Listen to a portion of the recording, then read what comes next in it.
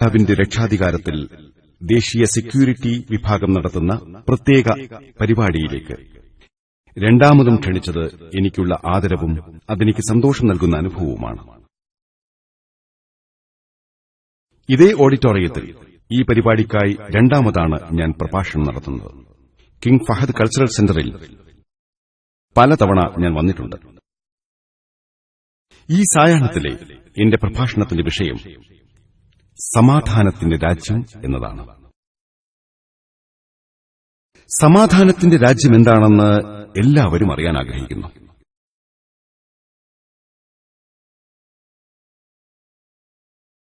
ലോകത്തിലെ എല്ലാ മതഗ്രന്ഥങ്ങളിലും സമാധാനത്തിന്റെ രാജ്യത്തെപ്പറ്റി പറയുന്നുണ്ട്. അന്തിമ വേദഗ്രന്ഥമായ അല്ലാഹു മനുഷ്യർക്ക് അവതരിപ്പിച്ച പരിശുദ്ധ ഖുർആനിലും ഇക്കാര്യം പറയുന്നുണ്ട്. ഖുർആനിലെ അധ്യായം 3:96 ഇപ്രകാരം പറയുന്നു: തീർച്ചയായും മനുഷ്യർക്കു വേണ്ടി സ്ഥാപിക്കപ്പെട്ട ഒന്നാമത്തെ ആരാധനാ മന്ദിരം ബക്കയിൽ ഉള്ളതത്രേ. ബക്ക എന്നത് മക്കയുടെ മറ്റൊരു പേരാണ്. അത് അനുഗ്രഹീതമായും ലോകർക്ക് മാർഗദർശകമായും നിലകൊള്ളുന്നു. അപ്പോൾ അല്ലാഹുവിനെ ആരാധിക്കാനായി ലോകത്ത് ആദ്യം വന്ന ആരാധനാലയം ബക്കയിലാണ്. അതിൽ മാർഗദർശനവും അനുഗ്രഹങ്ങളുമുണ്ട്. ഈ മക്കയെപ്പറ്റി ലോകത്തിലെ എല്ലാ പ്രധാന മതങ്ങളുടെയും വേദങ്ങളിൽ പറയുന്നുണ്ട്. ബൈബിളിലെ സങ്കീർത്തനങ്ങൾ പുസ്തകത്തിലെ 84 അധ്യായത്തിലെ 5-6 വരികളിൽ ഇങ്ങനെ കാണാം: മക്ക താഴ്വരയിലൂടെ കടന്നുപോകുന്നവർ അനുഗ്രഹീതർ. മക്ക താഴ്വരയിലൂടെ കടന്നുപോകുന്നവർ അനുഗ്രഹീതർ. ഇക്കാര്യം ഹൈന്ദവ ഗ്രന്ഥങ്ങളിലും പറയപ്പെടുന്നുണ്ട്. ഋഗ്വേദം 3 അധ്യായം 4 വചനത്തിൽ ഇലൈസ്പതിനെപ്പറ്റി പറയുന്നുണ്ട്. ഇല എന്നാൽ ദൈവമെന്നും സ്പത് എന്നതിന്റെ അർത്ഥം സ്ഥലമെന്നുമാണ്. ഇലൈസ്പത് എന്ന് പറഞ്ഞാൽ ദൈവത്തിന്റെ സ്ഥലം അഥവാ ആരാധനയ്ക്കുള്ള സ്ഥലം അഥവാ ആരാധനാലയം എന്ന് പറയും. ഇത് മക്കയെ ഉദ്ദേശിച്ചുള്ളതാണ്. കാരണം ഋഗ്വേദത്തിലെ 3 ഗ്രന്ഥത്തിലെ 29 അധ്യായത്തിലെ 11 വചനം വായിച്ചു നോക്കിയാൽ നാരാഷൻസായെക്കുറിച്ച് പറയുന്നത് കാണാം. ഇത് മുഹമ്മദ് നബി സല്ലല്ലാഹു അലൈഹി വസല്ലമയെ ഉദ്ദേശിച്ചുള്ളതാണ്. മുഹമ്മദ് നബി സല്ലല്ലാഹു അലൈഹി വസല്ലം ജനിച്ച ഈ സമാധാനത്തിന്റെ നാട് മക്കയെ ഉദ്ദേശിച്ചുള്ളതാണ്. ഇബ്രാഹിം നബി അലൈഹിസ്സലാം മക്കയെ ഉദ്ദേശിച്ചുകൊണ്ട് അല്ലാഹുവിനോട് ഒരു പ്രാർത്ഥന നടത്തിയിട്ടുണ്ട്. ഖുർആനിലെ 2 അധ്യായത്തിലെ 126 വചനത്തിൽ ആ പ്രാർത്ഥന ഇപ്രകാരം കാണാൻ സാധിക്കും: എന്റെ രക്ഷിതാവേ, നീ ഇതൊരു നിർഭയമായ നാടാക്കുകയും ഇവിടത്തെ താമസക്കാരിൽ നിന്ന് അല്ലാഹുവിലും അന്ത്യദിനത്തിലും വിശ്വസിക്കുന്നവർക്ക് കായ്കനികൾ ആഹാരമായി നൽകുകയും ചെയ്യണമേ.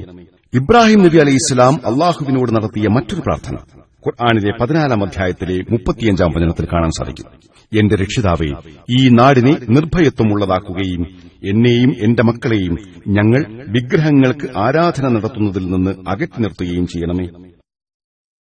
അദ്ദേഹത്തെയും മക്കളെയും വിഗ്രഹാരാധന നടത്തുന്നതിൽ നിന്ന് അകറ്റി നിർത്തണമേ എന്ന് അദ്ദേഹം പ്രാർത്ഥിച്ചിരുന്നു.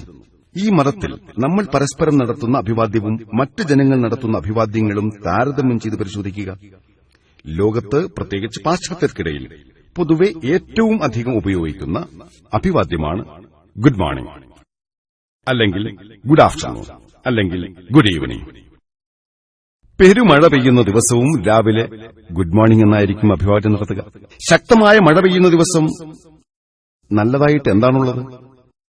ഒരു വിദ്യാലയത്തിലെ ക്ലാസ് മുറിയിൽ അധ്യാപകൻ പ്രവേശിക്കുമ്പോൾ കുട്ടികൾ എഴുന്നേറ്റ് ഗുഡ് മോർണിംഗ് സർ എന്ന് പറയുന്നു. അന്ന് രാവിലെ അധ്യാപകനും ഭാര്യയും തമ്മിൽ വഴക്കുണ്ടായിട്ടുണ്ടാകും. ആ പകൽ തിരികെ വീണ്ടും വരാൻ ഒരിക്കലും അദ്ദേഹം ആഗ്രഹിച്ചിട്ടുണ്ടാകില്ല. എങ്കിലും അദ്ദേഹം നിങ്ങൾക്കും ഗുഡ് മോർണിംഗ് എന്ന അഭിവാദ്യം പറയേണ്ടി വരും. അനൌപചാരികമായ മറ്റ് പല അഭിവാദ്യങ്ങളുമുണ്ട്. ഹലോ, ഹായ് എന്നൊക്കെ പറയാറുണ്ട്.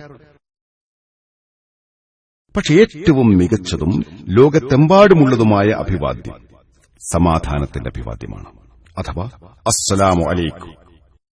ഇതേ അഭിവാദ്യമായിരുന്നു ഈസാ അലൈഹിസ്സലാം അഥവാ യേശുക്രിസ്തുവും ഉപയോഗിച്ചിരുന്നത്.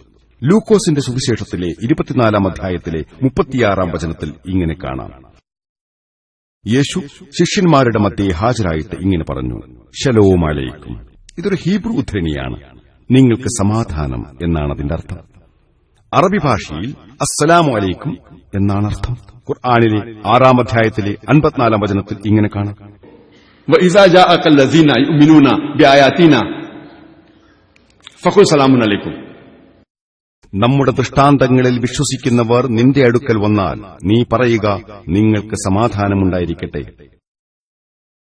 ഖുർആനിലെ 4-ാം അധ്യായം 86-ാം വചനത്തിൽ ഇങ്ങനെ കാണാം, നിങ്ങൾക്ക് അഭിവാദ്യം അർപ്പിക്കപ്പെട്ടാൽ അതിനേക്കാൾ മെച്ചമായി അങ്ങോട്ട് അഭിവാദ്യം അർപ്പിക്കുക, അല്ലെങ്കിൽ അതുതന്നെ തിരിച്ചു നൽകുക. തീർച്ചയായും അല്ലാഹു ഏതൊരു കാര്യത്തിന്റെയും കണക്ക് നോക്കുന്നവനാകുന്നു. ആരെങ്കിലും അസ്സലാമു അലൈക്കും എന്ന് നിങ്ങളോട് പറഞ്ഞാൽ വഅലൈക്കും അസ്സലാം വറഹ്മത്തുള്ളാ എന്ന് മറുപടി നൽകുക. ആരെങ്കിലും അസ്സലാമു അലൈക്കും വറഹ്മത്തുള്ളാ എന്ന് പറഞ്ഞാൽ വഅലൈക്കും അസ്സലാം വറഹ്മത്തുള്ളാഹി വബറകാതുഹു എന്ന് മറുപടി പറയുക. മെച്ചമായി അങ്ങോട്ട് അഭിവാദ്യമർപ്പിക്കുക. ആരെങ്കിലും അസ്സലാമു അലൈക്കും വറഹ്മത്തുള്ളാഹി വബറകാതുഹു എന്ന് പറഞ്ഞാൽ അതിനേക്കാളും മെച്ചമായി പറയാൻ സാധിച്ചില്ലെങ്കിൽ വഅലൈക്കും അസ്സലാം വറഹ്മത്തുള്ളാഹി വബറകാതുഹു എന്ന് തുല്യമായി മടക്കുക. ആരെങ്കിലും അസ്സലാമു അലൈക്കും എന്ന് പറഞ്ഞാൽ ഉറക്കെ വഅലൈക്കും അസ്സലാം എന്ന് ഹൃദയത്തിന്റെ ഭാഷയിൽ മടക്കുക. പദങ്ങൾ ഒന്നാണെങ്കിൽ അഭിവാദ്യം കൂടുതൽ മെച്ചപ്പെട്ടതാണ്. ഇസ്ലാം എന്ന മതത്തിന്റെ പ്രാപഞ്ചിക അഭിവാദ്യം സമാധാനമാണ്, സമാധാനത്തിന്റെ അഭിവാദ്യമാണ്. നിങ്ങൾ പരസ്പരം സന്തോഷകരമായി കാണുമ്പോൾ മാത്രമല്ല, വിഷമാവസ്ഥയിലും അത് പറയണമെന്ന് ഖുർആനിലുണ്ട്. ഉദാഹരണത്തിന് ഖുർആനിലെ അധ്യായം 25 63-ാം വചനത്തിൽ ഇങ്ങനെ പറയുന്നു, പരമകാരുണികന്റെ ദാസന്മാർ ഭൂമിയിൽ കൂടി വിനയത്തോടെ നടക്കുന്നവരും അവിവേകികൾ തങ്ങളോട് സംസാരിച്ചാൽ സമാധാനപരമായി മറുപടി നൽകുന്നവരുമാകുന്നു. അവിവേകികൾ സമീപിച്ചാലും സമാധാനപരമായി മറുപടി പറയുന്നു. ഖുർആനിൽ 28-ാം അധ്യായത്തിലെ 55-ാം വചനത്തിൽ ഇങ്ങനെ കാണാം, വ്യർത്ഥമായ വാക്കുകൾ അവർ കേട്ടാൽ അതിൽ നിന്നവർ തിരിഞ്ഞുകളയുകയും ഇപ്രകാരം പറയുകയും ചെയ്യും, ഞങ്ങൾക്കുള്ളത് ഞങ്ങളുടെ കർമ്മങ്ങളാണ്, നിങ്ങൾക്കുള്ളത് നിങ്ങളുടെ കർമ്മങ്ങളും, നിങ്ങൾക്ക് സലാം, മൂഢന്മാരെ ഞങ്ങൾക്ക് ആവശ്യമില്ല. യുദ്ധസമയങ്ങളിലും ഖുർആൻ സമാധാനം നിർദ്ദേശിക്കുന്നു. കാഫിരീങ്ങളെ കൊല്ലണമെന്ന് ഖുർആനിൽ പറയുന്നു എന്ന് പറഞ്ഞ് ഇസ്ലാമിനെ മലിനീകരിക്കാൻ ഉപയോഗിക്കുന്ന വചനം അധ്യായം 9-ലെ 5-ാം വചനമാണ്. അതിന്റെ പശ്ചാത്തലം ഞാൻ മിക്കവാറും പ്രസംഗങ്ങളിൽ പറയാറുണ്ട്. ബഹുദൈവ വിശ്വാസികളെ നിങ്ങൾ കണ്ടെത്തിയിടത്ത് വെച്ച് കൊന്നുകളയുക. അത് പശ്ചാത്തലത്തിൽ നിന്ന് അടർത്തിയെടുത്താണ് ഉദ്ധരിക്കുന്നത്. ഇത് യുദ്ധവേളയിലുള്ള കാര്യമാണ്. യുദ്ധക്കളത്തിൽ ശത്രുക്കൾ വന്നാൽ ഭയക്കേണ്ട, അവരെ കൊന്നുകളയുക എന്നാണ് അല്ലാഹു പറയുന്നത്. പക്ഷെ ജനങ്ങൾ 7-ാമത്തെ വചനത്തിലേക്ക് ചാടുകയാണ് പതിവ്. 6-ാമത്തെ വചനത്തിൽ അതിനുള്ള ഉത്തരമുണ്ട്. 9-ാം അധ്യായത്തിലെ 6-ാമത്തെ വചനത്തിൽ ഇങ്ങനെ കാണാം, ബഹുദൈവ വിശ്വാസികളിൽ വല്ലവനും നിന്റെ അടുക്കൽ അഭയം തേടി വന്നാൽ അല്ലാഹുവിന്റെ വചനം അവൻ കേട്ട് ഗ്രഹിക്കാൻ വേണ്ടി അവന് അഭയം നൽകുക, എന്നിട്ട് അവന് സുരക്ഷിതത്വമുള്ള സ്ഥലത്ത് അവനെ എത്തിച്ചു കൊടുക്കുകയും ചെയ്യുക. അധ്യായം 8-ലെ 60-ാം വചനത്തിൽ ഇങ്ങനെ പറയുന്നു, അവരെ നേരിടാൻ വേണ്ടി നിങ്ങളുടെ കഴിവിൽപ്പെട്ട എല്ലാ ശക്തിയും കെട്ടിനിർത്തിയ കുതിരകളെയും നിങ്ങൾ ഒരുക്കുക, അതുമുഖേന ശത്രുക്കളെ നിങ്ങൾ ഭയപ്പെടുത്തുവാൻ വേണ്ടി. തൊട്ടടുത്ത വചനമായ അധ്യായം 8-ലെ 61-ാം വചനത്തിൽ ഇങ്ങനെ പറയുന്നു, ഇനി അവർ സമാധാനത്തിലേക്ക് ചായ്വ് കാണിക്കുകയാണെങ്കിൽ നീയും അതിലേക്ക് ചായ്വ് കാണിക്കുക.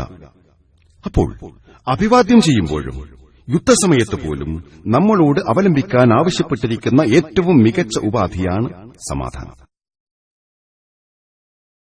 ഖുർആനിന്റെ 1-ാം അധ്യായത്തിലെ 3-4 വചനങ്ങളിൽ മാലിക് യൗമുദ്ദീൻ അഥവാ പ്രതിഫല ദിവസത്തിന്റെ ഉടമസ്ഥൻ, അഥവാ പ്രതിഫല ദിവസത്തിന്റെ രാജാവ്. അധ്യായം